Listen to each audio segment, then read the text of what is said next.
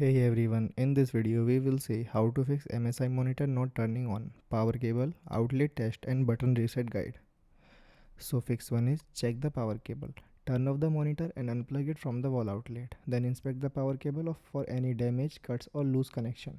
Firmly reconnect the power cable to the monitor and the power outlet. Press the power button and check if the monitor turns on. Second fix is test a different wall outlet. Unplug the monitor from the current outlet, then connect the monitor directly to another working wall outlet. Avoid using power strips or surge protectors during testing. Press the power button to see if the monitor powers on. Third fix is perform a power reset. Turn off the monitor and unplug the power cable, then press and hold the monitor's power button for 15 to 30 seconds. Wait about 1 minute, then reconnect the power cable and turn the monitor back on. Fourth fix is verify the display cable.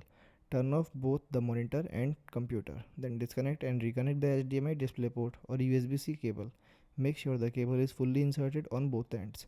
Turn the device back on and check the display. Thanks for watching.